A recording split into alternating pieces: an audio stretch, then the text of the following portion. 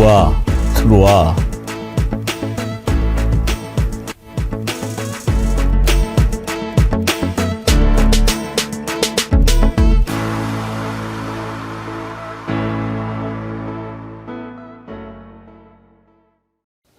여러분 안녕하십니까? 백운기입니다. 화요일 오후 4시 정의와 상식의 바다 그 깊은 곳으로 여러분과 함께 들어가는 시간이죠.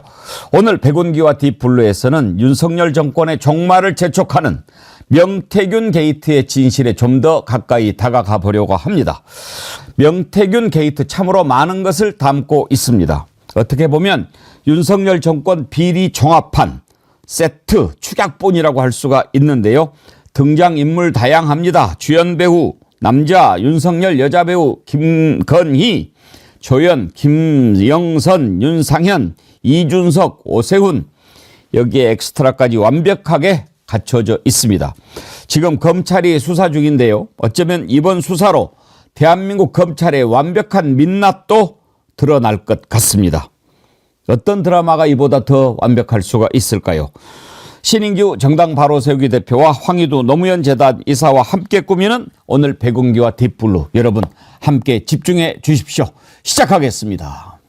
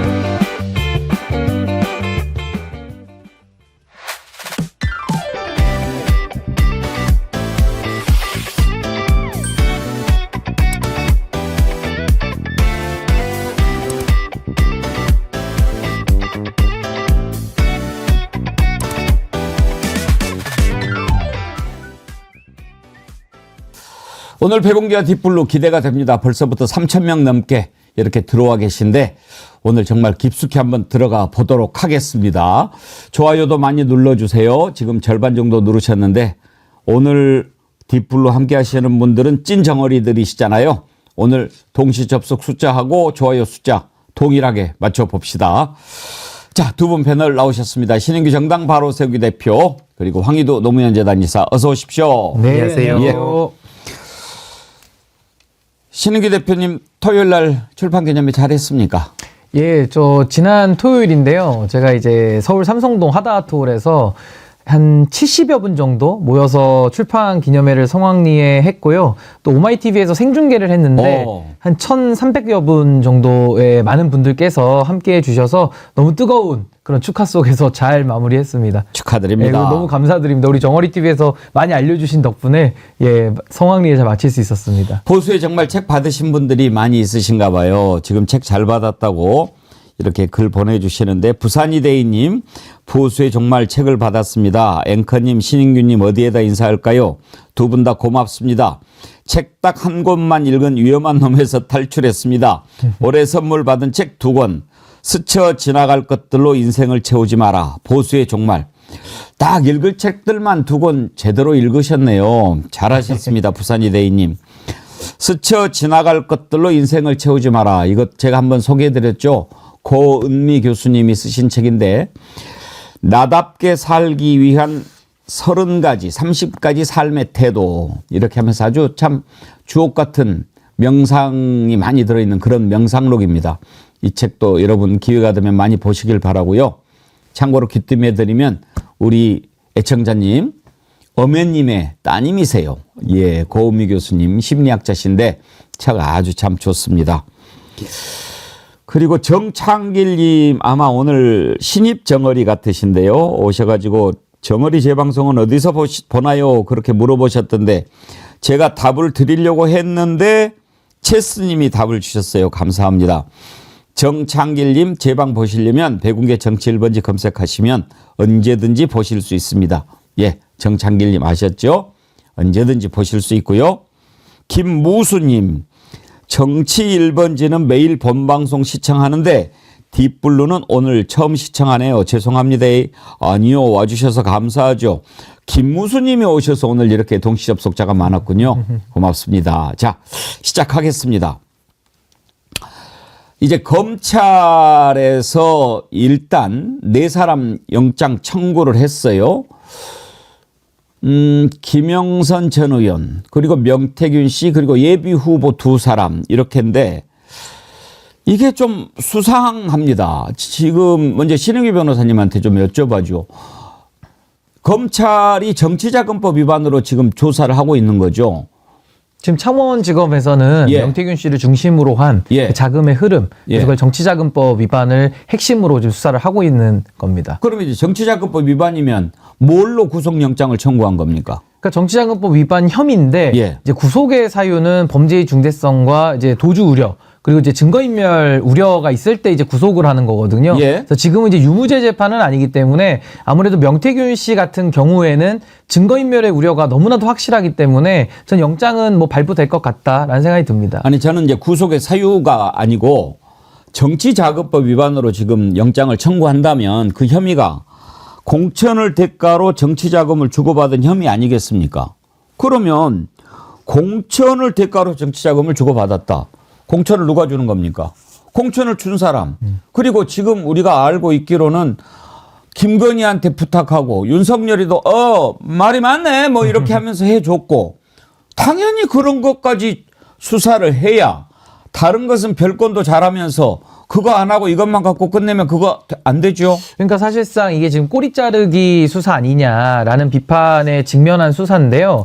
사실 앵커님 말씀하신 대로 이 정치자금법 위반만 가지고 좀 할 수 있는 게 아니고 공천을 놓고 거래했다. 그러니까 쉽게 말해서 공천 개입 사건 여기까지 이제 올라가야 이 사건의 실체의 본질까지 맞닿는 거거든요. 근데 지금 아무래도 창원지검에 정치자금 사안이 걸려 있고 또 서울중앙지검에 또 공천 개입 사건이 지금 나눠져 있기 때문에 원래 같으면은 검찰이 특별수사본부 정도는 꾸려가지고 국민적 비판을 면하기 위해서 노력이라도 하는데 지금은 그 정도의 노력도 보이지 않는다라는 생각이 들어서 전 창원지검에서 지금은 거의 필요 최소한도의 수사만 하는 신용만 하고 있는 거 아닌가라는 좀 걱정이 듭니다. 그러니까 이걸로 끝내면 무슨 의미가 있겠어요. 사실 이거는 지금 시작을 해도 한참 전에 시작했어야 될 일이잖아요. 근데 지난 8개월 동안 수사과에다가 꽁쳐놨다 기록을 쟁겨놔가지고 그냥 뭉개고 이게 있었다는 것 명태균 자체가. 녹취 다 드러나고 막 말 네. 나오고 그러니까 지금 이제서 하는 신용을 하는데 그렇습니다. 할 때면 그때 했으면 정치자금법 위반만 했어도 되지만 황인도 이사님 네. 지금 국민들이 궁금해하는 것은 저거들 돈 받아 처먹고 이런 것이 아니잖아요 지금. 맞습니다. 그러니까 지금 검찰에서 보여주는 모습이나 한동훈 대표가 결정적인 얘기할 것처럼 하면서 특감 얘기하는 거나 사실 하등 다를 바 없습니다. 그러니까 이게 국민들의 수준과 의식을 아직도 자기들 기준으로 되게 하찮게 여기는 것 같은데 이미 그 여러 뭐 탄핵 과정도 그렇고 지금 오죽하면 윤석열 정부 때문에 뭐 민주주의, 법치주의, 뭐 공화국 이런 거를 막 사람들이 공부하지 않겠습니까? 뭐 기본권이 그럼 헌법에 어디서부터 어디까지 그 보장이 돼 있는가 이런 걸 지금 국민들이 찾고 있는 상황입니다. 그러니까 국민들이 나서서 학습하고 목소리를 내는 상황인데 그런 시대가 왔는데 지금 저런 식으로 대충 눈 가리고 아웅하려는 걸 누가 속아 넘어가겠습니까? 근데 앵커님 말씀이 너무 정확하신 게 이게 정치자금법 위반도 형태가 다양합니다. 그냥 뭐 부정하게 자금 걷어가지고 밥 사 먹고 동원하고 이런 것도 다 정치자금법 위반이거든요. 근데 지금은 그게 아니고 부정하게 정치자금을 걷어가지고 결국에는 공천권을 지금 매간매직했다라는 게 핵심이기 때문에 그럼 공천을 누가 줍니까? 최소한 당대표 아니겠습니까? 내지는 지금은 당대표뿐만 아니라 당대표보다 더 힘이 센 뒤에서 암흑에서 그 권한을 행사하는 비선들 지금 여기까지 우리 그 국민들께서 의구심을 갖고 있기 때문에 윤석열 부부에 대한 수사 이거 없이 이 사건의 실체에 접근한다 어불성설이라고 봅니다. 자 이제 뭐 검찰이 그렇게 어떻게 할지 제가 뭐 압니다. 알아요. 오늘 아침에 제가 좀 혼났어요. 제가 왠지 오늘 그런 생각이 들어가지고 창원지검에 의로운 검사 한 명이 있어가지고 이걸 하고 뭐 이런 일이 혹시 일어나지 않을까 그런 생각을 해본다고 그랬다가 많은 분들이 백운기 정신 차리라고. 그리고 지금 창원지검장이 또 뭐 맹랑한 사람이라면서요? 그 검사장이 이제 정유미 검사장인데 예. 이제 찐윤 검사로 알려져 있습니다. 근데 물론 앵커님 말씀대로 뭐 제2, 제3의 박정훈, 백혜룡, 경정 같은 분들이 나올 가능성이 없는 건 아닌데 지금의 검찰이 현재까지 보여준 태도를 보면 박정훈 대령 같은 좀 의기 있고 의로우신 분들이 나오기가 좀 매우 어려운 구조 아닌가라는 좀 현실론이 더 앞서는 것 같습니다. 자, 명태균 게이트. 김일웅님께서 김지훈님한테 슈퍼챗을 보내달라고 하셨군요. 김지훈님이 슈퍼챗을, 김일웅님 뭐 이렇게 많이 보내셨어요. 5만 원이나 보내셨는데 김일웅님 대신합니다. 황희두 이사님 죄송합니다. 이거 꼭 해보고 싶었습니다. 알람이 황희두 구독했습니다. 대신 축하는 정어리 TV에서 하고 싶었습니다. 그리고 사장 남천동 식구들한테는 죄송합니다. 알림이 황희두. 네. 사장 남천동이라는 프로그램이 있나요? 네네. 그게 요즘 또 젊은 사람들 사이에서도 핫한데 이게 일종의 밈입니다. 다른 분들의 축하를 남천동에 가서 하고 그래서 이제 예를 들어서 백운기 TV에서 또 축하할 일을 뭐 제 채널에 와서 하고 그러면서 또 자연스럽게 서로 이렇게 연대도 하고 그래요? 또 어느 날 이제 또 시방쇼 가서도 하고 막 이런 식으로 예. 그게 이제 또 이 힘든 시국을 버티는 또 웃음 포인트라고 생각합니다. 뭐 그렇게 또 그런 것도 어떻게 보면 연대하는 것일 그렇죠. 수도 있어요. 서로 품앗이처럼 네, 서로 네. 돕는 아주 아름다운 관계. 아름답습니다. 저쪽도 아름답게 뭉쳐 있고 참 오늘 이렇게 가만히 생각을 해보니까요, 한 편의 드라마고 영화 같아요. 아주 주연 배우 짱짱해, 조연 확실해, 엑스트라까지 쫙 끼어 있으니까 이거 좀 대박이 날 것 같아요. 명태균 씨는 연기력도 좋아요. 거의 메소드급의 연기입니다. 그래요? 막 갑자기 어느 날은 막 소리 질렀다가 어느 날은 또 잘못했다 그러고 지금 자기 정신도 자기가 자기 마음을 모르는 것 같아요. 이번에 엑스트라로 한 명 등장했던데 김소연 변호사?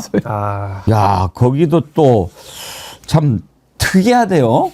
뭐 원래 특이했고 원래는 그 가로세로 연구소라는 네. 상당히 그 극우 강경 내지는 사회적인 해악을 많이 끼친 채널이거든요. 이제 그쪽 분들하고 뭐 활동을 하다가 또 자기들끼리 멱살잡이하고 이러면서 이제 지금은 좀 소외된 분인데 갑자기 이번에 명태균 씨 변호인을 맡으면서 뭐 이것도 화려하게 부활했다라고 설명하는 게 맞을지 하여튼 뉴스의 중심에 왔다라는 게 지금 이 논쟁이 얼마나 수준이 떨어지는지를 저는 아주 극명하게 보여준 한 장면 아닌가라는 생각이 듭니다. 그러니까 이번에 이렇게 명태균 씨의 변호인을 맡지 않았다면, 물론 이제 진짜 명태균 씨를 변호하는 건지 이따 뭐 뒤에서 얘기하겠지만, 그러지 않았다면 MBC 방송에서 이렇게 토론으로 나올 수도 있는 사람이 아닙니다. 이렇게 공론장에서 다뤄질 수 있는 사람이 아닌데. 그것도 뉴스데스크예요. 네, 맞습니다. 그래서 이 자체가 지금 굉장한 넌센스다. 본인은 완전히 성공했다고 생각하는 거 아니겠어요? 아니 원래 그거 하려고 들어간 거니까요. 네. 그러니까 변호인의 그 합류한 이유 자체가 지금 뭐 변호인은 한두 명 더 있다고는 합니다만은 결과적으로 김소연 변호사는 지금 변론을 위해서 들어간 게 아니라 자기 이름 그리고 자기가 지금 이 사건을 통해서 달성하고자 하는 그 정치적 목적, 그게 두 가지죠. 하나는 윤석열 정권에 대한 충성 맹세, 또 하나는 이준석 의원에 대한 뭐 정치적 제거, 뭐 이 두 가지 맥락을 가지고 지금 합류를 했는데 아마 그 부분이 명태균 씨가 갖고 있는 정치적 목적과 일치하다 보니까 지금 이게 서로 어떻게 보면은 좀 손을 맞잡고 뭐 잠시 동맹 관계 뭐 그렇게 맺어진 것 같습니다. 그러면 우리가 한번 그것부터 들어봅시다. 이준석 의원을 악의 축이라고 표현했던데 그 얘기 들어보고 왜 그러는지 한번 두 분 의견 들어보죠. 그러니까 그 이전에 공개된 녹취록 보면 명태균 씨가 그 윤석열 대통령도 나는 김영선이라고 했다라고 전하는 그 녹취록 공개된 게 있잖아요. 네네. 명태균 씨가 그걸 전하면서 말미에 뭐라고 하냐면 윤상현은 끝났다라고 지금 말하는 대목이 있는데 네. 기억하시죠, 변호사님도? 네네네. 그러면 윤상현은 끝났다라는 말은 어떻게 해서 나오게 된 걸까요? 배경이 뭘까요, 그거는? 그것도 네. 이제 진술을 할 때나 이럴 때 물어봤는데 네. 일단 너무 오래돼서 네. 도대체 이런 자잘한 대화의 맥락은 다 기억은 안 나는데 네. 이준석이 새벽에 경선하라고 했잖아요. 네. 네, 근데 대통령 본인한테 물어봤더니 나는 김영선 주라고 했다 이렇게 하잖아요. 경선 얘기가 없잖아요. 그러면 이건 누구 작품이에요? 공관위원장이 윤상현이 중간에 해방을 놨다라고 명 사장님은 그렇게 생각을 한 거예요. 그렇게 인식을 해서 그 얘기를 한 것이다. 네, 그러니까 근데 이건 지금 상당히 지금 돌아보면 어처구니가 없는 게 윤석열님 잘 아시겠지만 경선을 하려면요. 아무리 촉박하게 마지막에 결선 투표 경선을 해도 하루 정도는 앞두고 해요. 알려줘요. 근데 이건 5월 9일 날 새벽에 다음날 발표 예정인 걸 경선 난다고 말을 전한 거예요. 알겠습니다. 네, 이준석이 악의 축입니다. 악의 축. 네. 일단 저는 김소연 변호사 얘기하는 거를 지금도 듣고 어제 또 토론에서도 듣고 그랬는데 물론 우리 이 정치 1번지 같은데 이렇게 나오는 변호사님들은 그야말로 에이스 변호사님이시니까 그렇기도 하겠지만 그래도 일단 변호사 하면은 법률 공부를 했으니까 좀 논리적이지 않습니까? 그런데 이 김소연 변호사 얘기하는 거 들어보면 일단 앞뒤 말이 서로 연결이 안 되고 무슨 말인지 모르겠고 또 좀 표현도 좀 저렴하다고 그럴까? 좀 그렇지 않아요? 맞습니다. 그러다 보니까 아까 신인규 변호사님 말씀하셨듯이 두 가지 목표 중에 저는 후자가 더 강한 거 아닐까. 그 생각을 지울 수가 없겠더라고요. 왜냐면 방송에 나와가지고 심지어 어제 전 가장 기억에 남는 얘기가 뭐 여러 얘기를 했지만 그 윤석열 대통령 목소리 듣고 싶어가지고 좀 녹음을 했다는 식으로 얘기한 게 이게 도대체 변호라는 게 맞나. 그러면 과연 윤석열 대통령은 또 뭐가 되는 것이고 저게 지키는 게 맞나. 결국 그래서 악의 축 얘기가 나왔는데 사실 그 얼마 전에 또 그 김소연 씨가 이준석 씨랑 그 김정은 씨 사진을 같이 이렇게 올려가지고 좀 닮았다면서 같이 이렇게 사진을 좀 올려가지고 그 막 악의 축이다 두 사람이 뭐 이런 얘기 했거든요. 그러니까 이게 미국에서 흔히 북한 얘기할 때도 악의 축 얘기하는데 이제 그런 걸 좀 연상시키려고 또 저런 식으로 지금 나오고 있는데 이 좀 닮았다고. 그래서 이제 그 늘 이준석 김정은이 문제다 하면서 악의 축 얘기한 게 누가 봐도 이제 그런 의도가 담긴 프레임이 아닌가 그런 생각도 듭니다. 근데 PD님 방금 전에 김소연 변호사 그 녹취 든 거 편집 안 한 거죠? 네. 앞뒤 말이 좀 뭔가 질문에 대한 질문을 제대로 이해했는지도 모르겠고 그나저나 그렇다 치고 갑자기 이준석이 악의 축이라고 하는데 그건 원래 이준석하고 좀 뭔가 있나 봐요. 지금 김정은 사진 올리고 그런 거 보면. 근데 저는 사실 한 두 가지는 먼저 제가 전제를 하고 말씀드리고 싶은 게 이 옛말에 유유상종 끼리끼리라는 말이 있지 않습니까? 예. 그러니까 명태균과 이준석이 절친이고 지금 명태균과 김소연은 한 배를 탔습니다. 그럼 사실 김소연과 이준석 사이도 서로 아웅다웅하지만은 같은 수준의 같은 급의 사람들 아닌가라는 저는 일단 유유상종론을 좀 먼저 말씀드리고 싶고요.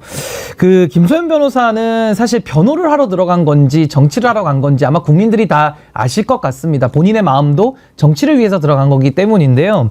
명태균 씨의 발언, 본인의 의뢰인 아닙니까? 본인 의뢰인의 발언을 갖다가 너무 많은 말을 지금 명태균 씨가 해놨어요. 나와서 한 말도 있고 녹취록상의 말도 있고 카톡의 말도 있는데 김소연 변호사는 지금 어떻게 하고 있냐면은 명태균에게 유리해 보이는 말들은 인정해요. 진정성 있다. 그리고 명태균에게 불리한 것들은 또 허풍이다, 허언이다 이런 식으로 명태균의 발언을 또 나눠가지고 지금 정리하고 있기 때문에 이보다 모순일 수는 없다라는 말씀 드리고 또 하나는 지금 이준석 죽이기에 김소연 변호사가 몰입하다 보니까 이제 어떤 모순을 저질렀냐면 실수를 저질렀냐면 이준석을 죽여야 되니까 결과적으로 공천 개입을 시인하고 있어요. 예. 그러니까 공천 개입을 시인하면 어떻게 되느냐? 아까 우리가 뒷불로 시작하면서 얘기했듯이 정치자금 사안이 단순한 게 아니라 공천 개입과 연관돼 있고 그 공천 개입은 명태균, 김건희, 윤석열 부부와 관련된 거거든요. 지금 자기 의뢰인을 더 사지로 몰고 있는 겁니다. 그러니까 이준석을 죽여서 본인은 정치적인 목표는 달성할 수 있을지는 모르겠는데 또 이준석 의원이 정치를 그만하게 되면서 그게 또 사회적 공익에는 부합할지는 제가 잘 모르겠는데 결과적으로 지금 명태균의 변호인으로서 명태균 변호를 잘하고 있느냐를 기준으로 묻는다면은 지금 자기 의뢰인을 땅을 파고 마치 그 칠불사에서 땅 파고 홍매화 심듯이 땅 파고 명태균을 심고 있는 모습이다. 묻어버리는 묻고 거예요. 있다. 새벽 4시에 어느 절에서 전 그렇게 봅니다. 지금 정확하게 지적하셨는데 자 김소연 변호사가 이런 얘기를 했어요.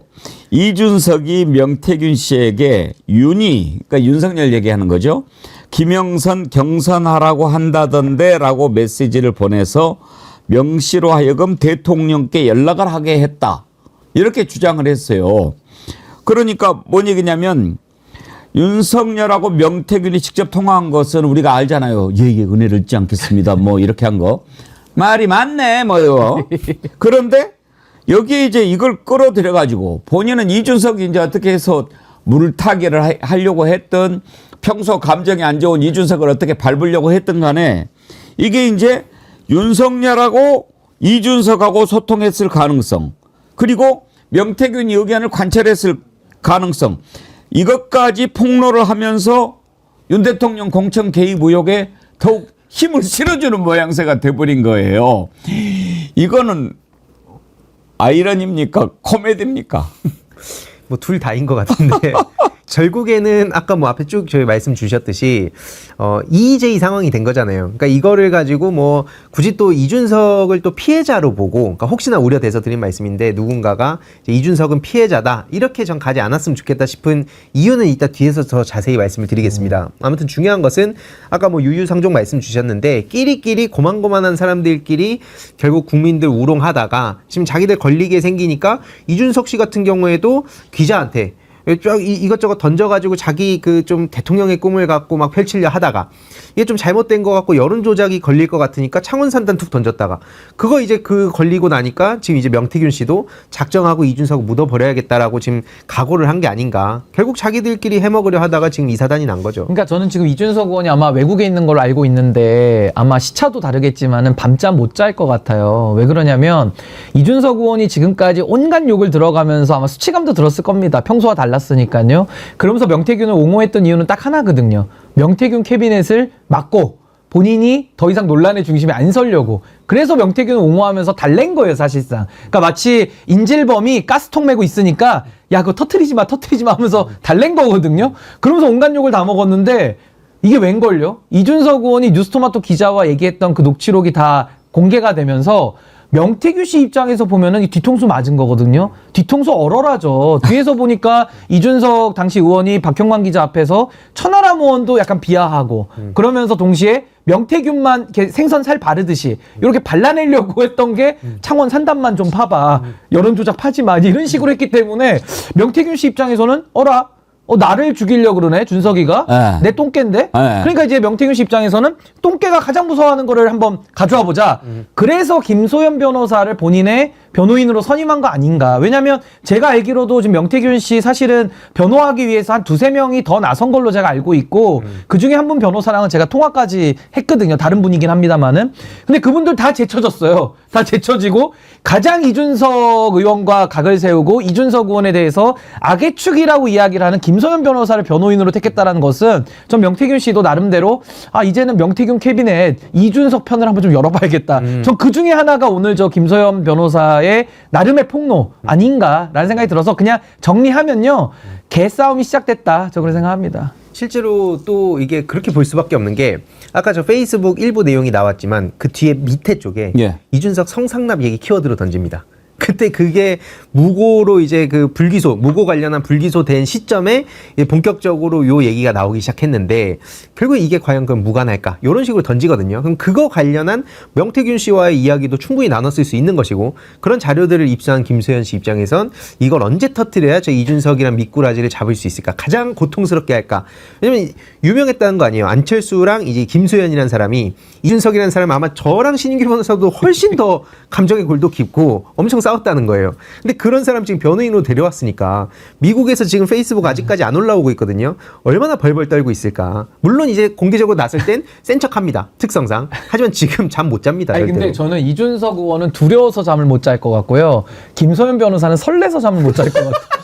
지금 수중에 이준석 관련된 그 캐비넷이 지금 수중에 들어와 버렸거든요. 그러니까 이거는 정말 자원의 보고 같은 겁니다. 네. 김소연 변호사 입장에서만 보면 또 이분은 지금 정치적으로 활용하기 위해 들어왔기 때문에 너무나도 좋은 소스들이 지금 다 올라온 거예요, 식탁에. 그러니까 김소연 변호사 입장에서는 진수성찬인데 무슨 반찬부터 지금 떠야 되는가 설레서 잠을 못 자지 않을까. 그래서 저렇게 그렇게 많이 봅니다. 꼬이는 건가요? 앞으로 언론 인터뷰도 더 할 것 같고 그리고 본인이 언제 MBC 뉴스데스크 토론에 나가겠어요. 근데 그 토론에 나가가지고 노영희 변호사는 토론도 하잖아요. 그리고 시선 집중에도 나가고 그러니까 이제 김소연 변호사는 설레서 못 자고 이준석 의원은 떨려서 못 자고 뭐 약간 이런 상황 아닐까. 그러니까 명태균이 일으킨 하나의 뭐 나비 효과 아닌가 싶습니다.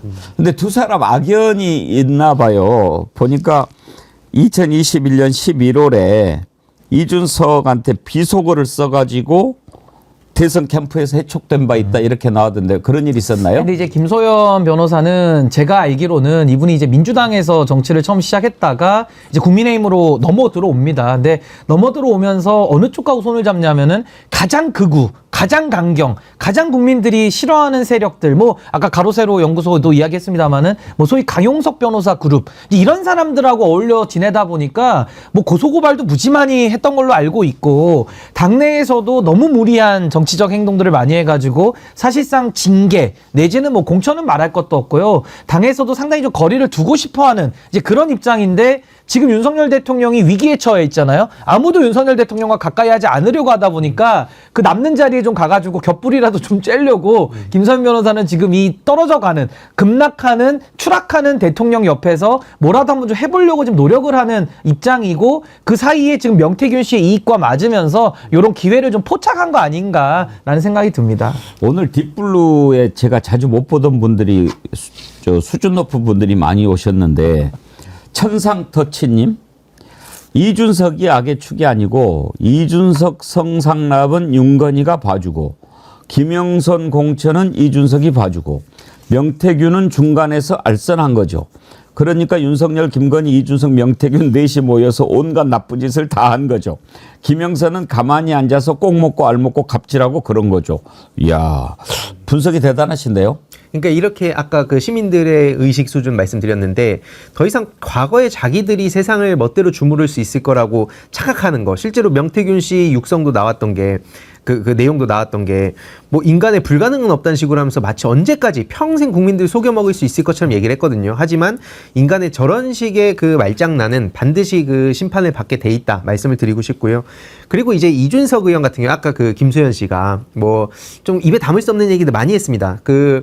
뭐 달림은 영창으로 해가지고 문재인 전 대통령 겨냥해서 그런 거 현수막 걸었다가 이제 당내에서 난리가 났었고 이준석 의원에 대해서 병 X라고 얘기했던 거는 사실은 이것도 이준석 의원의 업보이긴 한데 그게 이제 안철수 의원한테 똑같은 말 했거든요. 그랬죠. 그때도 안 했다고 거짓말했습니다. 즉석에서 김갑수 씨가 물어보는데 근데 그 했냐, 안 했냐. 안철수 의원한테는 병 X라고 안 하고 뷰 X라고 그러지 않았나요? 그게 실제로 나중에 그러니까 나는 그런 말 한 적이 없다. 왜 그러냐라고 바로 얘기했는데 그런 거짓말. 그러니까 지금 이게 계속 드러나고 있는 건데 그걸 이제 좀 돌려주려는 그런 돌려치기 한 거고 결국엔 그래서 이준석 씨한테는 전 일말의 동정심도 안 생깁니다. 한성님, 개장수가 개한테 물리는 블랙 코미디. 이민호님, 물고 물리는 정글의 법칙. 살아보자님, 김소연 토론 못해도 용산 맘에만 들고 이준석만 공격하면 망고땡. 금강야차님, 어제 녹화한 것도 언어 때문에 생방 못한 것.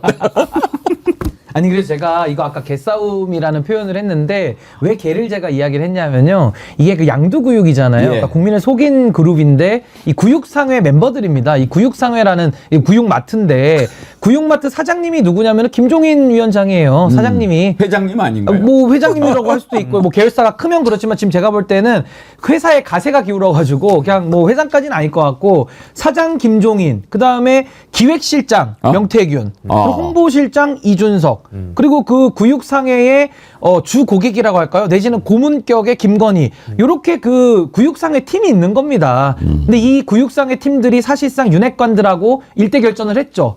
그러면서 국민들을 상대로는 구육상회가 상한 개고기 윤석열이라고 하는 먹어서 배탈 나고 먹어서 장염 걸리는 상한 개고기를 유통을 하고 그걸 통해 가지고 본인들이 구육상회를 뭐 회장님의 반열까지 올리려고 했던 그 여론 조작의 실체와 공천 거래가 이제 만천하에 드러나다 보니까 김종인 위원장도 거짓말하고 이준석도 거짓말하고 명태균도 거짓말에 거짓말을 하는 완전히 그냥 거짓 상회로 이게 지금 돌변되는 이런 상황으로 지금 가고 있는 거 아닌가. 근데 지금 김소연이라는 동네에 조금 그 미친 개 비슷하게 약간 이렇게 아무나 무는 이런 개를 지금 맞닥뜨리게 된 거죠 지금. 근데 구육상회는 등기에만 올린 이름이고 간판은 양두상회라고 적어놨죠? 그렇죠. 예. 그러니까 본질은 개고기를 파는 곳인데 예. 상한 개고기를 팝니다. 근데 아하. 간판은 양두구육이니까 아, 양고기를 양두. 판다고 네. 이제 뭐 간판은 정해놨겠죠. 개고기도 상한 걸로. 상한 개고기. 예. 그러니까 결국에는 이게 조작을 해가지고 상장을 하게 됐는데 그 조작이 걸려가지고 이제 상장 폐지는 물론이고 감옥 가야죠. 그 책임질 상장의 사람들. 주가 조작은 김건희 고문이 했을 수도 있겠네요. 주가 조작을 잘하시는 분이니까. 그렇죠. 그렇게 이제 상장할 때 조작은 또 김건희 네. 그 고문의 아주 그 도이치모터스 이사 출신이거든요. 네. 아주 잘하는 기가 분입니다. 막히게 또. 상습적으로. 그럼 윤석열은 여기에서 뭐 맡았어요? 상한 개고기 역할입니다. 결국에 그냥 그 먹는 국민들의 그 음식으로 먹었다가 이제 국민들이 네. 배탈 나셔가지고 네. 이 굉장히 이런 상한 개고기를 파는 회사는 문을 닫는 정도가 아니라 이 관련자들 다 처벌해야 된다. 네, 저는 그렇게 봅니다. 식품위생법 저는 위반으로 다 처리해야 된다고 봅니다. 자, 어제 또 그 이준석 약의 축이라라고 얘기를 했는데 김소연 변호사 얘기 나온 김에 또 뭐 이렇게 저렇게 설명을 하는데 아무튼 그런 것 같아요. 일단은 학업의 뜻이 없어요. 그 사안에 관해서 깊이 공부도 안 했고 뭐가 이렇게 물어보면은 그냥 뭐 그런 게 중요한 게 아니다라고 생각하는 것 같아요. 그래도 변호인으로 어찌됐든 뭐 무료가 됐든 뭐가 됐든 의뢰인을 위해서 좀 노력을 하고 공부도 하고 그래야 될 텐데 뭘 물어보면 이해를 잘 못해요. 무슨 말인지를 잘 몰라요. 그리고 전화하는데 그냥 거의 뭐 그동안에 일반인들도 언론을 통해서 이미 알고 있는 그런 내용 외에는 뭐가 나오질 않으니까 일단 토론이 안 되더라고요. 노영희 변호사는 또 변호사뿐만 아니라 방송을 하니까 얼마나 말을 잘합니까?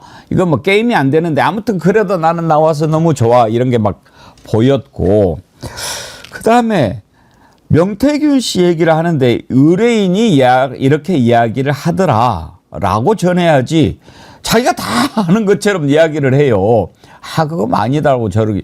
난 그것도 참 이해가 안 되더라고요. 그러니까 원래 저렇게 하나? 변호인들이 그렇게 합니까? 그 변호사라는 직업이요 굉장히 윤리적인 바탕을 요하는 직업입니다. 예. 왜냐하면 소송에 대한 위임을 받으면은요 변호사가 법정 가가지고 대답하잖아요. 그게 그 의뢰인한테 영향이 다 미쳐요. 그리고 특히나 형사변론은 더 심각하죠. 변호를 해서 그 사람에 대한 인권을 보장하고 최소한의 처벌을 받도록 옆에서 조력하는 역할이기 때문에 자기 의뢰인을 땅 파고 밀어넣는 이런 식의 변호는 성립할 수가 없는 거고 사실은 전 김소연 변호사 조금 더 나가면요. 그 변호사회에서 저는 징계도 검토해야 된다고 봅니다. 변호사의 윤리와 사명을 다 저버리는 게 되기 때문에 대한변호사협회에서 변호사 징계권이 있거든요. 전 이거 명태균 씨 아무리 우리가 뭐 중재인이고 뭐 비난을 하지만은 그 사람도 변론을 받을 권리가 있는 거예요. 변호받을 권리가 있는 건데 그걸 가지고 한 변호사가 본인의 정치적인 이익 때문에 그 한 개인의 변론권을 침해하는 형태로 간다 그러면은 무료 변론이고 뭐고 간에 김소연 변호사도 저는 변호사로서 책임을 져야 될 수밖에 없다. 이런 생각도 들거든요. 그래서 저는 지금 이 상황이 너무나도 지금 코미디처럼 지금 흘러가고 있는데 정말 저는 뭐 앞으로 이게 어떻게 전개될지는 잘 모르겠습니다만은 하여튼 김소연 변호사가 하는 이 변론은 가장 최악의 변론이다. 전 그렇게 생각합니다. 해서는 안 되는 일을 지금 하고 있는 겁니다. 이번 그 명태균 게이트의 일단 첫 번째 관문은 공천 개입 관련된 부분을 어디까지 밝혀내느냐 하는 것 아니겠습니까? 그런데 뭐 자기는 돈을 한 번도 안 받았다, 1푼도 안 받았다 이걸 자꾸 명태균 씨랑 김소연 변호사가 강조를 하더라고요. 돈을 안 받았으니까 정치자금법 위반에 안 걸린다 이렇게 지금 그 논리를 세우는 것 같아요. 그런데 중요한 것은 돈을 안 받고 다른 걸 받으면 그것도 위반 아닙니까? 그러니까 돈을 안 받고 딴 걸 받으면 뇌물이 되는 거고요. 네. 돈을 안 받으면 그 자체가 기부행위로 걸리는 겁니다. 그러니까 돈을 받았어야 돼요. 원래대로 하면은. 정상적으로 회계 처리했으면 문제가 안 되는데 부정하게 걷어가지고 보고도 안 된 상태로 정치활동에 썼기 때문에 그게 정치자금법 위반, 공직선거법 위반이 되는 거거든요. 그러니까 지금 이들은 뭔가 지금 1원 한 장 내가 안 받았기 때문에 떳떳하다 지금 이런 논리를 취하고 싶은지는 모르겠습니다만은 그 논리 자체가 실정법 위반으로 다 걸리는 거예요.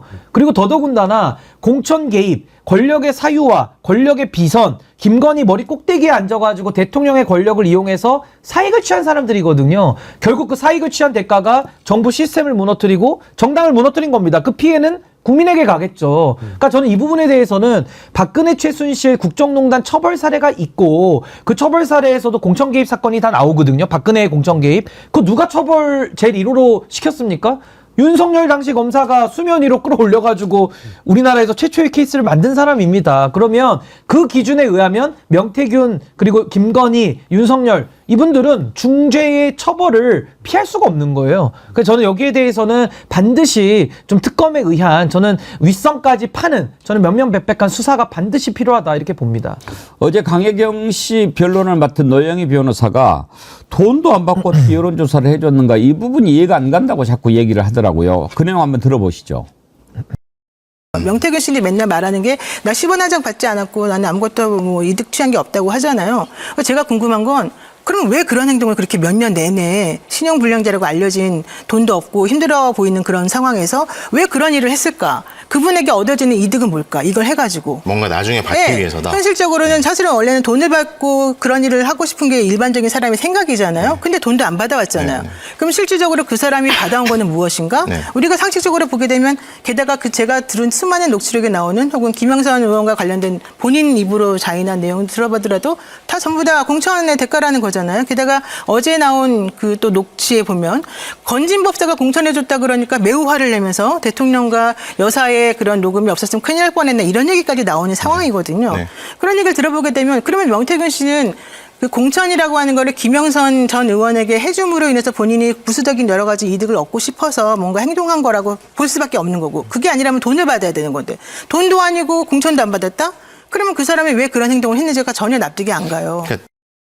그러니까 바로 저 부분이에요. 황희도 이사님. 네. 상식이 있잖아요. 합리적으로 추론하는 거죠. 되게 여론조사 한 번 하는데 돈이 얼마나 들까요? 그게 매번 최소 또 500은 되죠. 최소 매번 다 500. 다르긴 한데 500? 최소 500은 최소 500 잡고 10번 하면 5천만 원이잖아요. 그거를 자기가 돈이라도 많아서 뭐 이걸 하는 건 몰라도 돈도 별로 없는 사람이 했을 때 그런데 이제 이 사람이 계산을 해봤을 거 아니에요.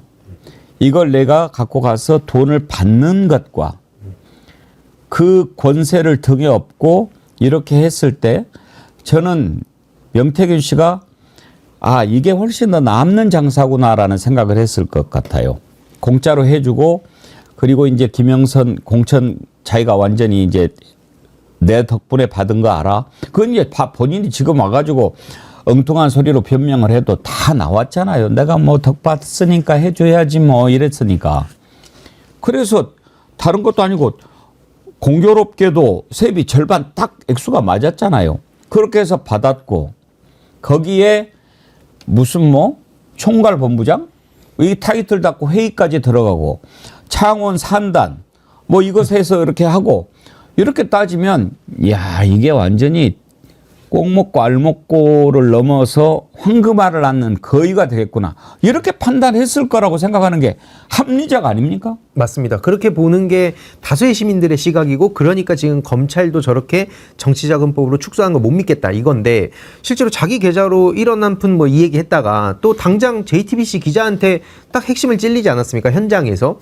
아니 신용불량자인데 계좌 백날 추적하면 뭔 의미 있냐 하니까 갑자기 거기서 아까 신인규 변호사님 말씀하셨듯이 연기를 하면서 그 기자 탓하면서 갑자기 나 이래서 말 안 하려고 걸어가요. 근데 또 옆에 지팡이 짚고 있다 그 갑자기 맨발로 갑자기 막 잘 걸어갑니다. 그래서 이게 오죽하면 기자가 이제 이 질문으로 뭐 다리까지 낫겠다 이런 우스갯소리까지 얘기가 나왔는데 저는 이게 사실 그 창원 산단 쪽도 그 이준석 씨가 던지게 한 게 괜히 한 게 아니라는 생각은 확실히 듭니다. 왜냐하면 지금 뭐 한겨레 기자도 그렇고 거기 가서 파헤치는 사람들이 많은데 최근까지 드러난 바에 따르면은 거기에 있는 동업자가 한 8억 정도로 그 인근의 그 땅을 또 그 요 명태균 씨가 요런 그 개입을 했다는 개입부터 중간 중간 변경 과정까지 다 개입했다는 그 과정에 8억 정도로 2,700평의 땅을 샀다는 거 아닙니까? 그리고 이게 예정대로만 되면 54억인가? 막 그 정도가 된다는 거예요. 예정대로만 되면.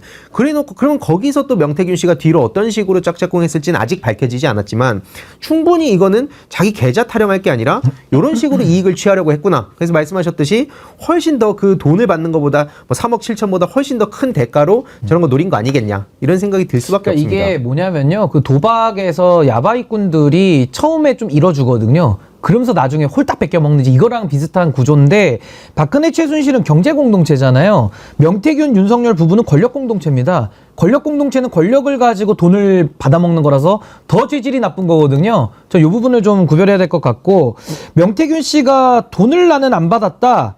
근데 돈이 오고 갔죠. 김영선 세비 절반 현금으로 어떻게 간 겁니까? 그리고 지방의원들 돈 다 뜯은 거 이미 다 드러나고 있잖아요. 무슨 돈이 안 오고 갑니까? 이게 거짓말이고 또 하나는 신용불량자로 명태균 씨 이야기를 하는데 두 가지 의문이 듭니다. 첫 번째, 명태균 씨 에쿠스 타고 다니시던데 신용불량자가 에쿠스 어떻게 뽑죠?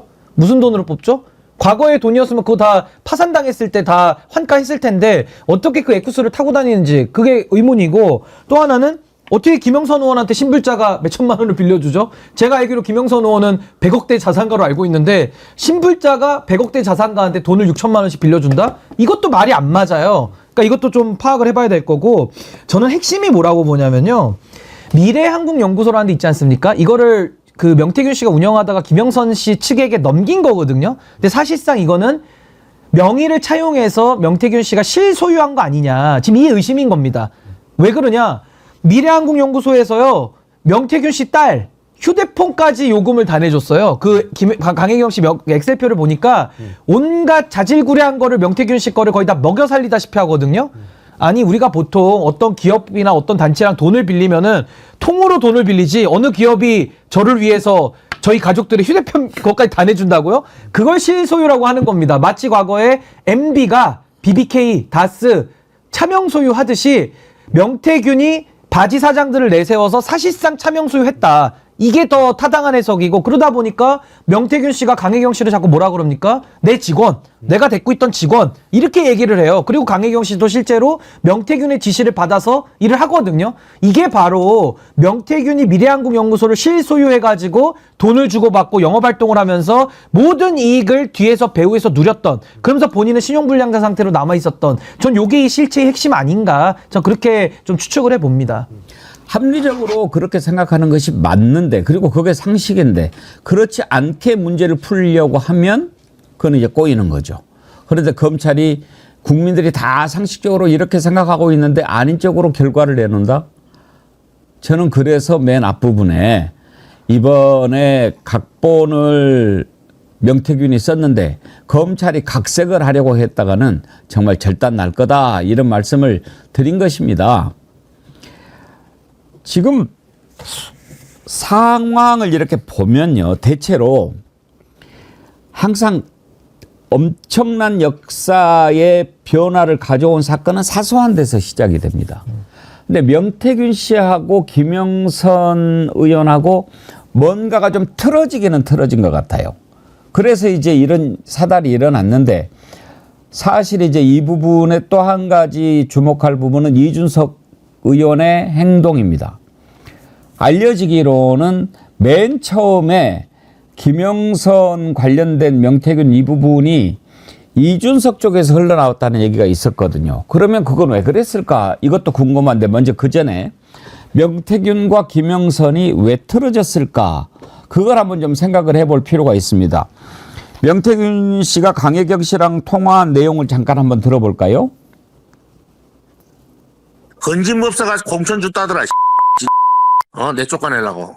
공천 줬는데 나한테 어떻게 할 수가 없으니까 건진법사가 공천 줬대. 내가 여사 대통령 녹음 없었으면 그 어쩔 뻔했노? 알았어요. 그거 하면 다 죽어. 나하고 약속 안 했나? 육선 달 때까지 시키면 시킨 대로 하겠다고. 진짜 지 그 알량한 욕심에 그 당선 딱 되더니 딱 돌아가고 내한테 딱 태클 걸대. 지금 이제 말 안 들은다는 거죠. 내가 너 시켜줬는데 이제는 배신 때려? 그거예요. 삐삐 소리가 많이 난 건 욕설이 많았다는 겁니다. 하도 화가 많이 난 것 같아요, 예. 지금. 열받을 만한 상황인 것 같은데, 왜냐면 저 명태균 씨 특징 중에 하나가 이제 인정 욕구 아닙니까? 누군가가 자기 좀 무시한다 싶으면은 안철수 씨도 지금 좀 잊혀졌지만 처음에 뭐 명태 무슨 말장난하다가 바로 사진 한 방으로 갔고, 그러니까 자기의 그 인정 욕구가 일단 강한 것 같은데 무슨 건진이랑 나랑 비교하냐? 근데 사실 또 저 네트워크도 있었던 것 같아요. 자기들끼리 서로 막 경쟁하고 막 이런 게 있었던 것 같은데, 근데 중요한 건 이제 그 예전에 용산의 여의도 연구원 만든다는 얘기 나왔었잖아요. 그 이제 비선으로 해가지고 조용히 그런 뭐 수주 받아가지고 거기서 비슷한 장난질 하려고 했던 것 같은데, 그때 이제 김영선 씨가 주장했던 거는 공식적으로 이제 뭐 언론사 이렇게 거치고 해가지고 공식적으로 아예 미래한국연구소 서울 지부를 뭐 전진기지로 삼자, 요런 얘기를 하면서 그때 좀 싸움이 났었다고 기사를 본 게 있거든요. 그래서 뭐 그게 이제 뭐 전부는 아닐 수 있지만 어쨌든 그런 식으로 핵심은 명태균이라는 사람이 뭐 이준석도 똥개 취급하고 사실 김영선 씨도 똥개 취급하고 했던 건데, 똥개가 갑자기 내 말 안 듣고 물려고 하는 것 같으니까, 그러니까 이제 한번 죽어봐라 이러면서 이제 본격적으로 싸움이 시작된 게 아닌가. 저는 이제 이게 약간 그 하도 많은 녹취들을 듣다 보니까 이제 거의 퍼즐이 다 맞춰지는 기분입니다. 그러니까 쉽게 말해서 김영선 의원의 내부를 보면요. 그러니까 명태균, 강혜경, 김영선, 김태열 이렇게 내부를 보면 분명히 이건 돈 문제입니다. 돈 때문에 서로 이제 뭐 서로 책임 전가하다가 이제 사이가 완전히 틀어진 것 같고요. 당으로 보면, 그러니까 국민의힘으로 보면 이준석, 김종인, 윤핵관, 윤석열 부부 막 이렇게 들어가 있잖아요. 김영선 의원도 있고요. 여길로 보면은 저는 본질은 권력투쟁이라고 봅니다. 그러니까 쉽게 말해서 권력투쟁인 당에서의 문제와 김영선 의원실 내부에서의 돈 문제, 이 두 가지가 결합이 되면서 이 사단이 났고, 이게 최초의 세상 앞에 드러난 때에는 이준석 의원의 그 가벼운 입, 본인이 본인을 뭐 허세를 떨라고 했는지 아니면 기자들 앞에서 뭔 자신감으로 했는지는 모르겠습니다만은, 그런 식의 뭔가 내부적인 얘기를 알고 있는 사람이 외부에 기자에게 발설을 하면서 이게 아마 최초의 발화가 된 것 같고, 이제는 뭐 명태균의 실체까지 드러난 마당에는 이제 막을 수가 없는 지점에 온 거죠. 그래서 저는 이제는 뭐 범보수 세력의 종말을 향해서 뚜벅뚜벅 걸어가는 길 아니겠는가라는 생각이 듭니다.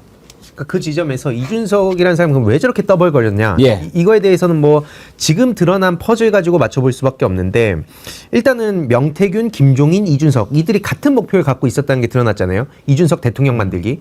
그래서 그 동아일보 인터뷰 같은 데서도 명태균 씨도 얘기를 합니다. 한 2년 정도 하다가 윤석열 내려오면, 그럼 그 내려오라고 했더니 막 3일간 들들 볶였다 이 얘기가 나왔는데, 뭐 이제 나이로 따졌을 때 이준석이 이제 40세 되고 이런 거 기준으로 보면 한 2년 반, 딱 지금 요 정도 시기거든요. 한마디로 이준석 씨가 이제 창원 산단 쪽을 건드려 가지고 그 윤석열, 뭐 김건희 뭐 이쪽을 이제 흔들고, 그러면서 자기가 이제 결정적인 순간에 짠하고 나타나 가지고 이제 차기 보수, 이 대통령 할 수 있는 나이까지 되고 그런 식으로 이제 딱 등장하려고 했던 것 같은데, 갑자기 이제 박형광 기자가 창원 산단 쪽으로 안 가고 자꾸 여론 조작을 파고드니까, 그러면서 이제 본격적으로 멀어지기 시작한 게 아닌가. 결국 이거는 이준석이라는 사람이 대통령의 꿈을 갖고 이 모든 욕심을 가지고 막 여기저기 기자들한테 떠벌리면서 누군가 하나 이제 제대로 물어주겠지라는 걸 노렸던 건 아닌가, 그런 생각도 듭니다. 이제 명태균 게이트는 앞으로 가야 할 진도가 많으니까 그 부분은 앞으로 차차차차 검찰 수사 상황도 봐가면서 들여다보기로 하고, 오늘 후반부는 이준석 의원에 대해서 조금 짚어보는 시간을 가져보려고 합니다. 화를 부른 이준석식 정치, 이렇게 생각할 수 있는데요. 제가 정확히 알고 있는지 모르겠는데 두 분 중에 혹시 맨 처음에 이게 알려진 게 이준석 쪽에서 나왔다라고 하는데 맞습니까? 정확하게는 알 수는 없습니다만은 뉴스토마토가 익명의 의원으로 보도를 했고요. 예. 거기에 A 의원, B 의원이 나오는데 A 의원은 천하람 의원, B 의원은 이준석 의원. 근데 그 둘은 7불사에 같이 갔던 한 패밀리 아닙니까? 그러니까 결국에는 개혁신당 의원들 속에서 이 얘기가 최초로 나왔다, 이렇게 이야기하면 좀 사실에 부합할 것 같습니다. 누가 얘기했는지까지는 뭐 세부적으로는 알 수가 없고. 그럼 만약에 이준석 쪽에서 이걸 흘렸다면 지금 와서는 이준석 의원이 이걸로 지금 오히려 정치적인 위기에 왔잖아요. 근데 맨 처음에 흘렸다면 뭘 노렸을까요?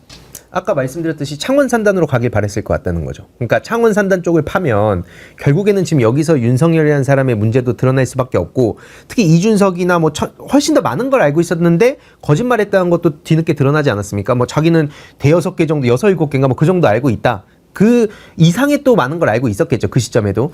근데 이제 그거를 사람들한테 대중들한테 속이면서 그때 뭐 당장 인터뷰 같은 데 나가서도 그때 당시에 그 김영선 이 카톡 내용에 대해서 굉장히 축소해서 얘기를 합니다. 그러니까 결국에는 이런 식으로 사람들이 창원 산담 물고 이거에 대해서 막 여론이 들끓으면 그때 자기가 차기 스타가 돼가지고 내가 갖고 있는 걸 하나씩 까면서 근데 중요한 건 자기의 여론 조작 관련한 뭐 의혹이나 문제가 드러나면 안 되죠. 근데 거기서 이제 중요한 건 아까 말씀드렸듯이 뉴스토마토 박형광 기자가 거기에 따르지 않았던 게 하나 있고 또 신인규 변호사님 같은 분들이 계속해가지고 너 21년 5월 15일에 뭐야? 너도 명태균하고 알고 있었던 거 아니냐? 자꾸 이런 식으로 계속 집요하게 물으니까 이제 그런 변수들이 생겨가지고 지금 완전히 꼬인 상황이 된 것 같습니다. 근데 저는 조금 달리 보는 게 전 이게 의도적으로 흘렸다고 보진 않습니다. 제가 추측하는 건 뭐냐면은 이준석 의원은 오매불만 국민의힘으로 돌아가고 싶어하는 사람이에요. 근데 문제는 뭐냐면 한동훈 대표 체제가 들어오면서 윤석열 정권이 더 견고해지는 겁니다. 왜냐하면 한동훈 대표가 리더십이 없다 보니까 윤석열 정권이 더 단단해지는 거예요. 그 이준석 의원 입장에서는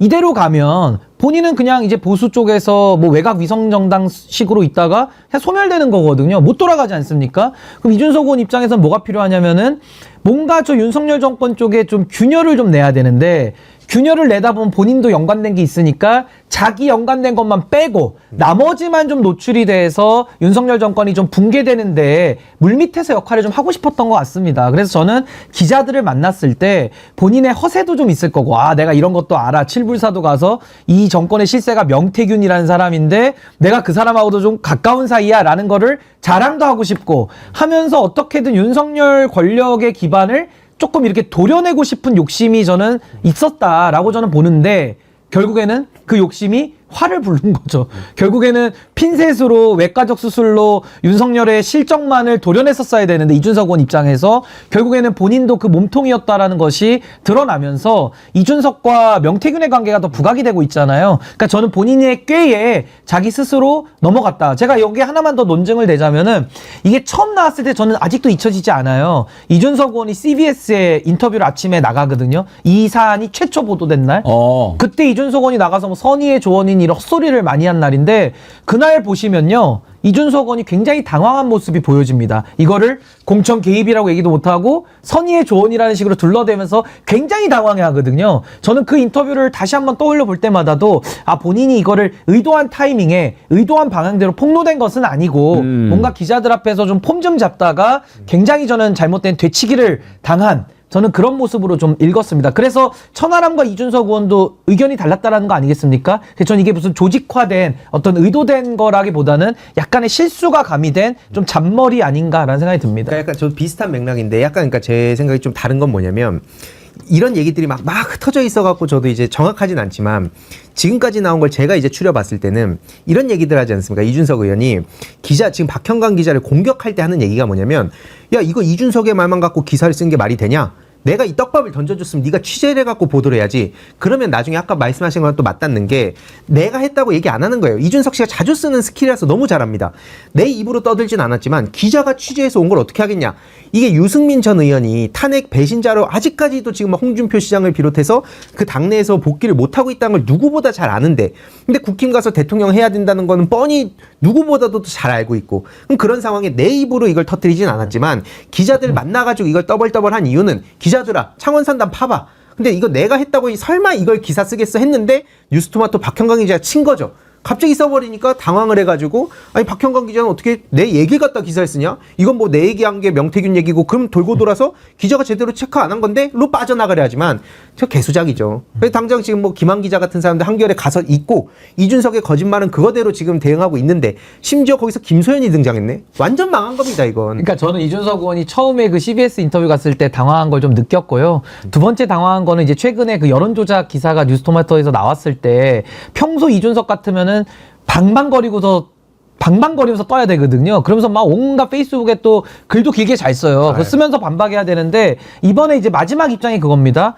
무슨 말인지 이해 못하니까 나는 답을 하지 않겠다라면서 완전히 그냥 백기 들고 도망가거든요. 그러니까 저는 이제 이준석 의원이 가장 원치 않았던 방향으로 이 흐름이 지금 가고 있다. 그러면서 마지막에 튀어나온 게 김소연이죠.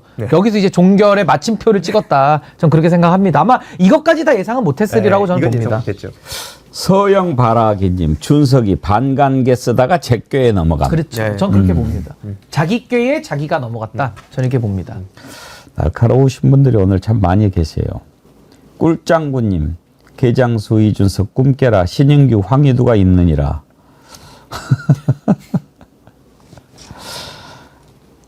그런데 이준석 정치를 어떻게 봐야 할까요?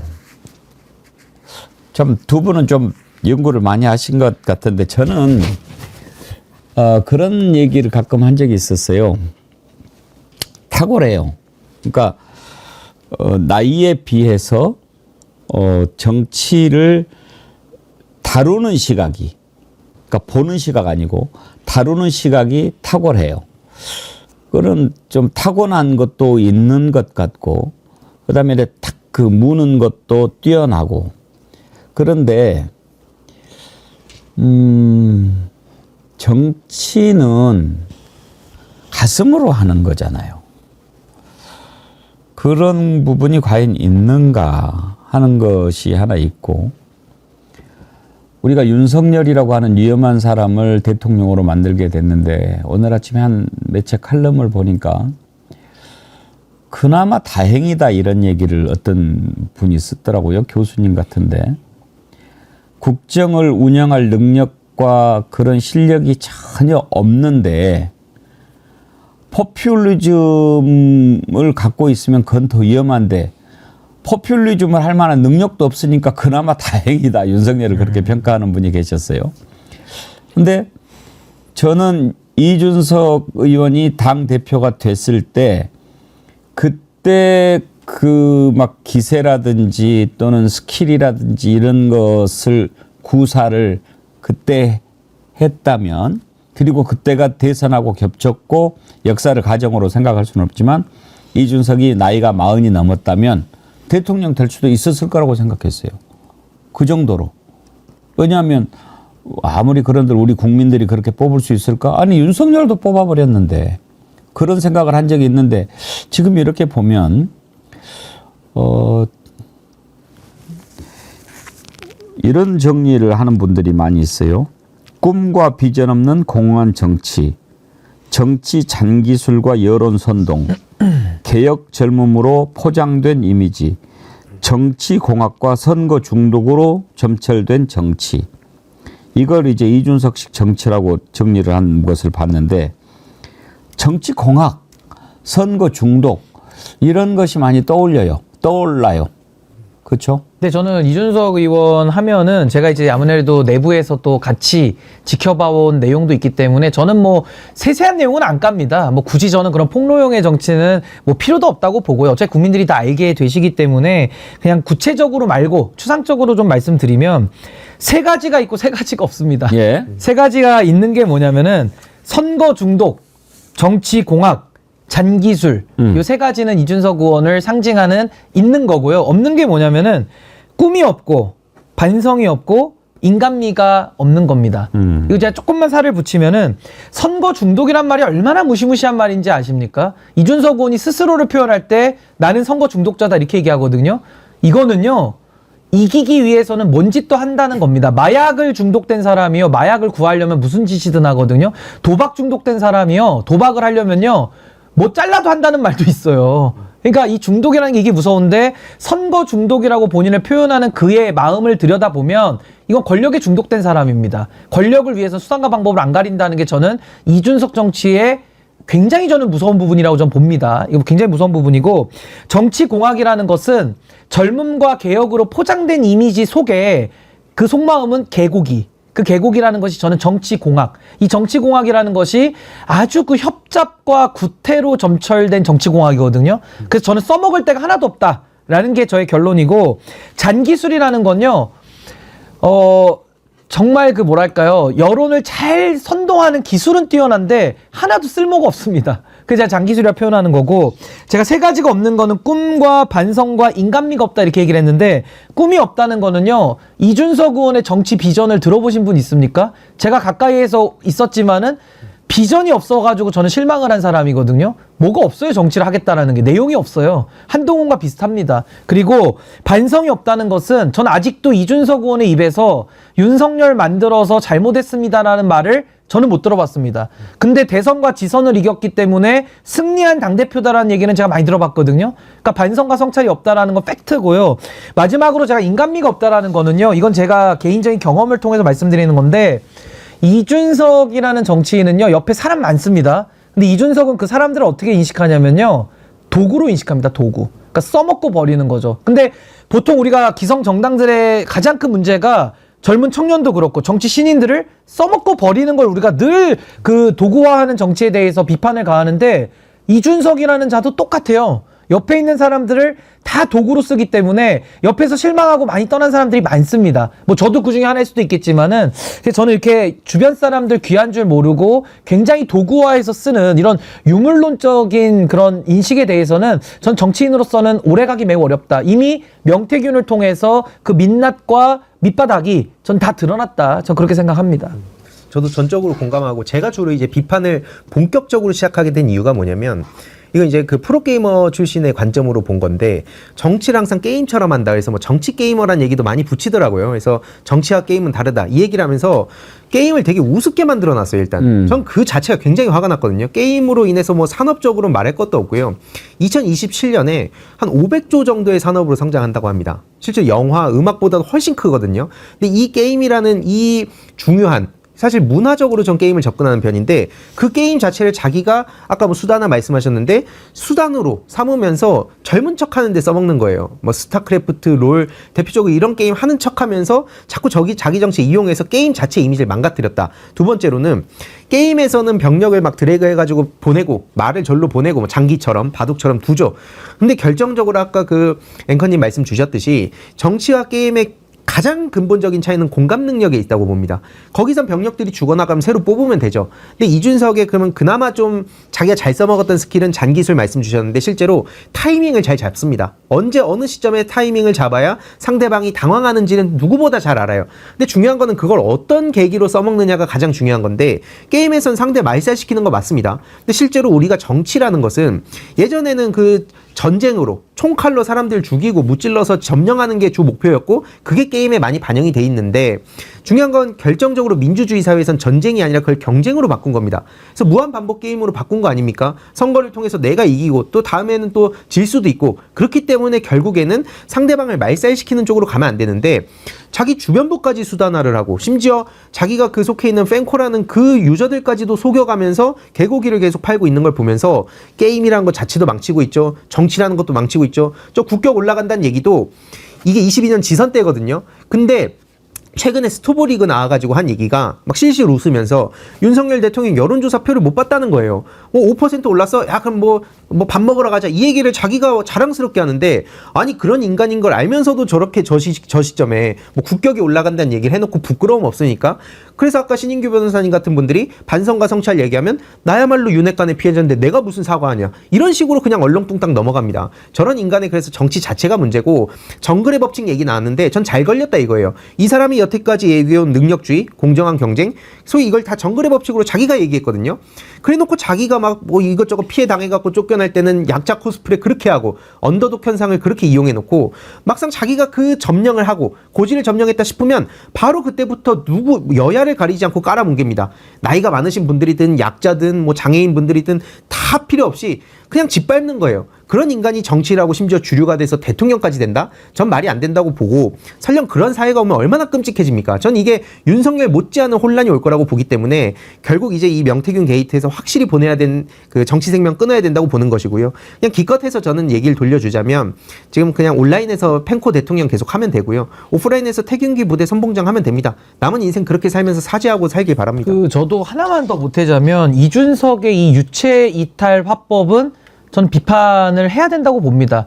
정말 너무 저는 무책임한 정치의 전형이다라고 좀 보여지고, 제가 사실은 뭐 이 얘기는 딴 데 가서는 안 하지만 하나만 예를 좀 생생하게 들자면, 2023년도에 국민의힘에서 전당대회를 한 적이 있습니다. 그때 아마 이제 천하람 대표 후보 나간 거 아마 다들 기억하실 텐데, 그때 이준석 의원 쪽에서 저한테 요구했던 게 뭐냐면은 청년 최고위원 나가달라는 거였어요. 저한테 한 3-4번을 부탁을 했습니다. 근데 제가 다 거절했거든요.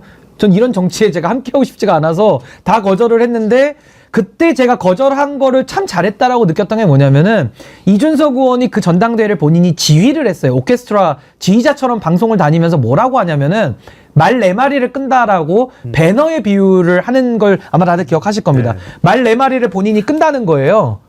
얼마나 그 후보들을 도구화합니까?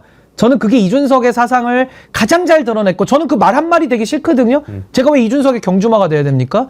전 그거 하기 싫어서 안 한다고 했던 걸 전 참 잘했다라고 제가 느꼈고요. 또 하나는 이준석 의원이 가장 존경하는 정치인이 누군지 아십니까? 김종인 그게 김종인입니다. 아닙니까? 예. 그게 김종인. 1512호인가요? 21호인가요? 1521호. 광화문. 그 우리가 한 게 아니고 명태균 씨가 알려준 거죠. 예, 그 주소를 알려서 저도 뭐 쓰고 있는데 김종인 정치를 가장 존경하고 가장 김종인다운 정치를 하는 거거든요. 그 김종인 정치가 뭡니까? 박근혜를 대통령 만들어 놓고 나 책임 없어. 문재인 대통령 만들어 놓고 나 책임 없어. 윤석열 별의 순간 대통령 만들어 놓고 난 책임 없어. 아 이제는 이준석 대통령 만들 거야. 이게 김종인 정치거든요. 전 이거를 화전민 정치라고 규정합니다. 가가지고 불 싹 지르고요. 농사 못 짓게 만들고 또 옆으로 갑니다. 가서 또 불 싹 지르고요. 농사 못 짓게 만들고 또 옆으로 갑니다. 완전 이거 화전민 정치예요. 불만 지르고 다니는 겁니다. 그래서 저는 이런 김종인을 존경하는 이준석, 명태균과 함께 구육상회를 이룬 이 구육상회 정치, 전 뿌리를 뽑아야 된다고 보고요. 제가 아무래도 구육상회 정치의 본질을 우리 황희도 이사님 다음으로 제가 잘 아는 사람일 거기 때문에 물론 김소연 변호사가 더 큰 얘기를 하고 다니겠습니다만은 저는 뭐 있는 그대로만 전 국민들께 설명해서 알릴 의무가 있다. 전 알릴 의무를 다할 생각입니다. 하나만 약간 첨언하고 싶은 게 이준석 측에서 이런 식으로 얘기할 겁니다. 분명 뭐 토론을 하게 되면 물론 이제 지금 페북 차단도 안 풀어주거든요. 안 천일째. 나와요, 토론에. 네, 안 나올 텐데 그 지지자들이라도 얘기하면 이런 식으로 얘기할 겁니다. 야 그럼 니네는 뭐 전략 전술 안 짜? 니네는 뭐 말 안 바꿔? 이런 식으로 나올 텐데 명확히 얘기하겠습니다. 아까 그 신인규 변호사님이 중요한 지적하신 게 꿈과 비전이 없다는 거 아닙니까? 그냥 경쟁에 승리해서 무조건 승리 이거예요. 그럼 프로게이머 하라는 겁니다. 못할 거예요 물론. 근데 그걸 정치에 도입한 게 문제고 중요한 건 이겁니다. 철학이 있는 사람이 그 어떤 진정성만으로 사람들이 설득하는 게 어렵습니다. 왜냐면 지금 언론 미디어 환경 다들 잘 아시잖아요. 그래서 그런 사람들 옆에서 이렇게 붙어가지고 좀 도울 수 있고 거기서 좀 기술이 들어갈 수 있다고 전 보는 입장이에요. 그 자체가 없다는 얘기하는 게 아닙니다. 그게 철학과 그 가치와 이 비전이 깔린 상태에서 그게 포장지가 씌워지는 거냐 아니면 그냥 포장지만 씌우냐 이 차이를 얘기하는 것이고 이것도 얼렁뚱땅 이준석 측에서 말장난할 수 있는데 그건 명확히 지금 이 시점에서 구분해 둡니다. 예. 김정숙님께서 모사 정치를 김종인한테 배운 거죠. 아주 못된 버릇이 하나 늘었어요. 그러셨는데, 네. 정말 나이 차이가 많이 나는데 두 사람은 좀 배울 걸 배우지 그런 생각 저도 평소에 많이 했습니다. 오늘 왜 이준석을 악의 축이라고 했는가라는 실마리에서 시작해서 여러 가지를 들여다봤는데 제가 항상 여러분께 말씀드리죠. 윤석열 탄핵할 때 윤석열 하나 탄핵하는 것으로 끝나서는 안 된다. 윤석열과 함께 사라져야 할 것들이 참 많습니다. 그런 것들 다 이번에 탄핵이 돼야 합니다. 저는요 아직도 궁금한 게 뭐냐면요 천하람 의원은 뭐 하고 있을까요? 다들 안 묻잖아요. 최근에 침묵하던 2명 김영선, 천하람. 그중에 김영선 의원은 나와가지고 손 막 이러면서 횡설수설했거든요. 근데 천하람 의원은 국정감사장에서 정진석 실장한테 되치기 당한 이후에 아무 말이 없어요. 그러니까 저는 그러면 묻고 싶은 겁니다. 300명 중에 꼴찌로 정말 늦게 배지 달았거든요. 얼마나 귀합니까? 국민이 달아준 거 아닙니까? 근데 그 배지의 값어치가 이렇게 떨어질 수 있겠는가? 한 의원의 행동과 처신으로 인해서 그 비싼 정말 그 고귀한 값어치가 이렇게 정말 하찮게 여겨질 수 있겠는가? 저는 지금 이 시대 정신을 가지고 정치를 할 게 아니라면은 뭐더러 정치를 더 합니까? 그 재주도 많고 참 말도 잘하고 뭐 영어도 잘하고 할 줄 아는 게 되게 많은 한 변호사의 그 정치인의 데뷔를 저도 기대를 많이 했는데 이제 와서 보면 이준석 밑에서 이준석도 지켜야 되고 야당의 정체성도 지켜야 되고 그러니까 꼬이죠. 칠불사 가서 홍매화 심었잖아요. 한마디로 그냥 되치기를 당하는 건데 저는 천하람 의원도 저는 굉장히 양심적인 사람이라 생각하기 때문에 고민이 많겠습니다만은 좀 진실을 여는 쪽으로 전 서주기를 좀 진심으로 바랍니다. 그 배지의 무게가 결코 본인이 생각하는 것처럼 그 가벼운 게 아니다. 전 그런 말씀 꼭 드리고 싶습니다. 저도 사실 이제 천하람 의원과 옛날에 방송을 많이 하면서 제가 바라는 거는 그거였어요. 변하지 않았으면 그 마음이. 그러니까 처음에 정치를 하겠다고 순천으로 오지 않았습니까? 고향이 대구죠. 대구 사람입니다. 대구인데 순천으로 왔다. 그 자체가 참 대단한 도전이죠. 그리고 끝까지 한번 해보겠다라고 해서 아름다운 정치 문화의 꽃을 좀 피우기를 기대했는데 오늘의 주제는 여기까지 하고 하나만 좀 속보가 들어와서 두 분하고 얘기를 해보고 마치도록 하겠습니다. 그 전에 송세입 크로바님, 백운기 앵커님의 동료에 좋아요 낼름 눌렀어요 하셨는데 감사합니다. 오늘 9,000명 넘게 현재 보고 계신데 좋아요가 5,000명이 안 되고 있습니다. 좋아요 눌러주시기를 바라고. 오늘 아침에 백운기 정치 1번지에서 윤석열 골프 치는 거 얘기했지 않습니까? 방금 전에 속보로 대통령실 고위 관계자가 기자들한테 이렇게 얘기를 했다고 그래서 한번 두 분 패널과 얘기해 보려고 합니다. 대통령실 고위 관계자니까 이거 지어낸 거 아니고 진짜 뉴스입니다. 누군지 모르겠어요. 정진석 실장일지 정무수석일지.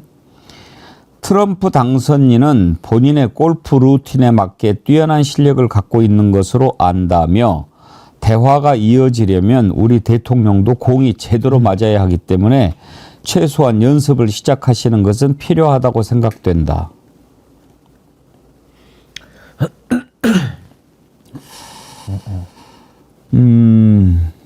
뭐가 있으면 꽉 던져버리고 싶네. 고무호수 좀 하나 사드릴까요? 아버지가 그게 고무호수로 많이 때리셨다 그러던데. 이제 그 골프채로 때려야 된다고. 그러니까 공이 제대로 맞아야 되는 게 아니라 윤석열 대통령이 좀 맞아야 될 것 같아요. 공에다가 놓고 제가 드라이버를 한번 이렇게 해야 되지 않을까. 시원하게. 드라이버 제가 300m 나가거든요. 대통령실 고위 관계자가 트럼프가 골프 어느 정도 치는지 알긴 하고 이런 얘기를 합니까? 아니, 한심하죠. 나사가 풀린 게 아니라 나사가 빠진 것 같습니다. 제가. 트럼프가 윤석열하고 같이 골프 치면 기분 좋겠습니까? 신인규 변호사님 혹시 골프 치세요? 아니, 저는 뭐 가끔 칩니다. 가끔. 자주는 안 치고요. 그러면 예를 들어서 뭐 70대 정도 치는 사람이 120개 치는 사람하고 같이 골프 치면 즐겁겠어요? 괴롭겠어요?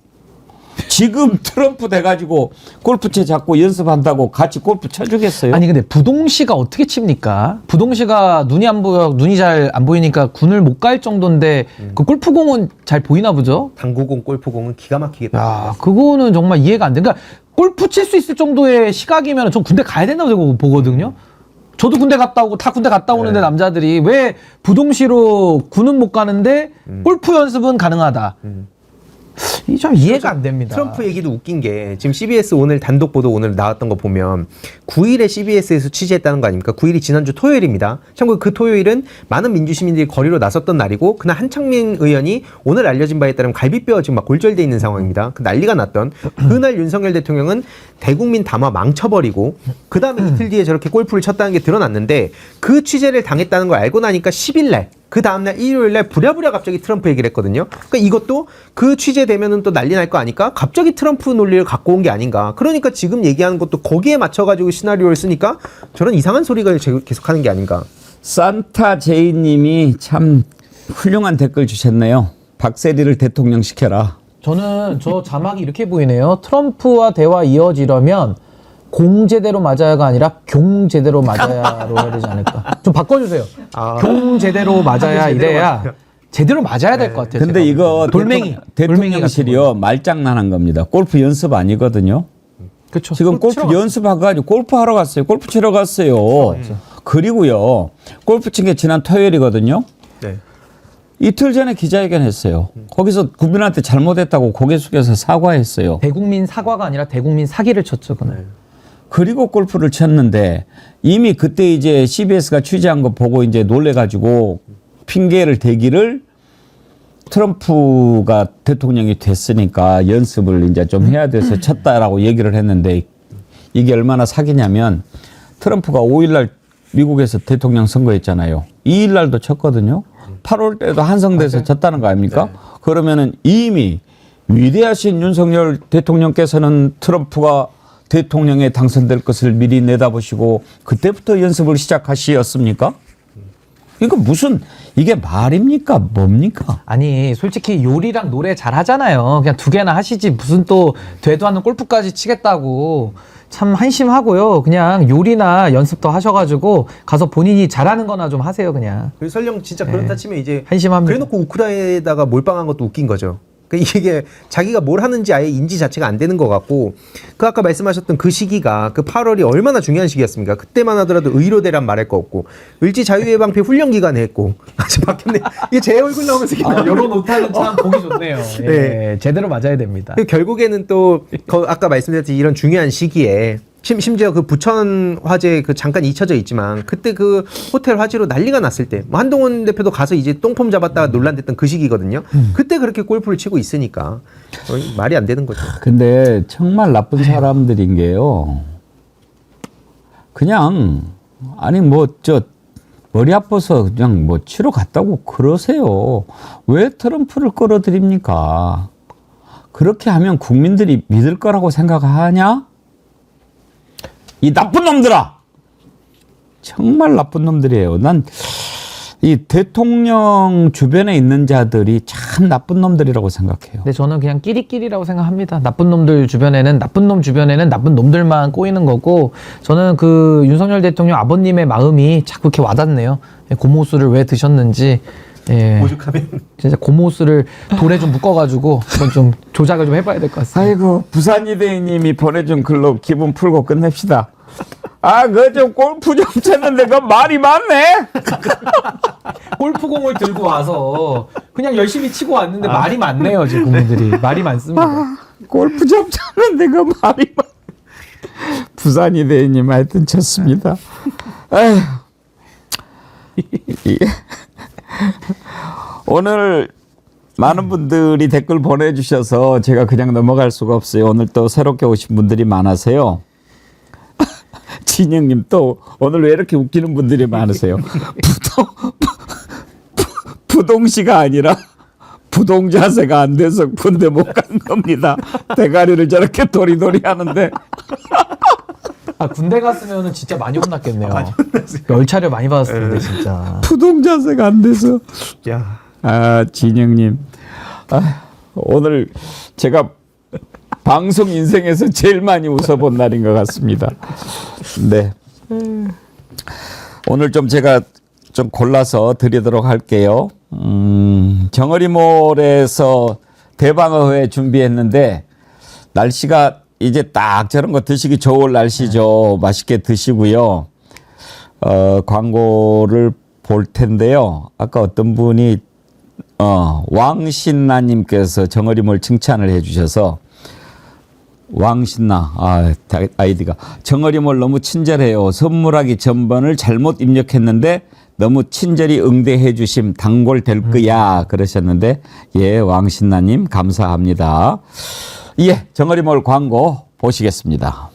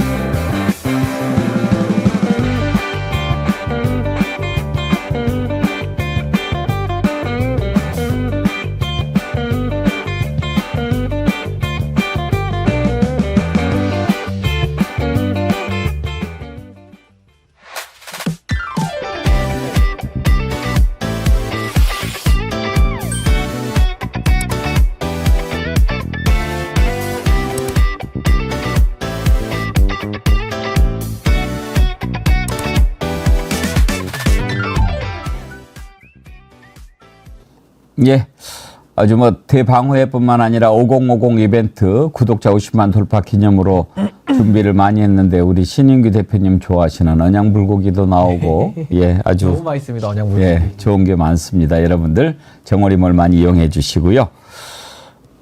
오늘 오후부터 이제 댓글 선정되신 분들에게는요 선크림 이제 거의 다들 받으셔가지고 이번에 저희가 5만 원 이상 정어리몰에서 상품 구입하면 드리기로 한 백운기 정어리 TV 50만 구독자 돌파 기념 볼펜 1 보내드리도록 하겠습니다. 여러분 좋으시죠? 네, 일단 오늘 50만 돌파 기념 볼펜 받으실 분이요.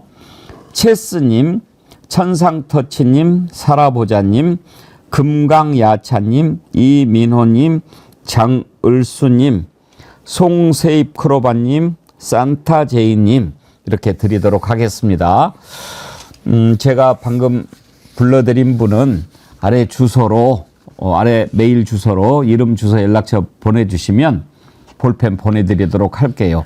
혹시 나는 볼펜보다 선크림 받고 싶어요 하신 분은 선크림 보내달라고 적어주세요. 그러면 선크림 보내드리겠습니다. 2개 다 주세요. 그건 좀 곤란해요. 네. 오늘 함께해 주신 여러분 감사드리고요. 다음 주에도 더 깊은 이슈로 여러분들과 함께 하겠습니다. 함께해 주신 신은규 대표님, 황희두 이사님 고맙습니다. 수고하셨습니다. 네, 고맙습니다. 예, 오늘 2번이나 여러분 만나니까 저도 좋았습니다. 내일 오전 11시에 백운기의 정치 1번지 찾아뵙겠습니다. 여러분 감사합니다.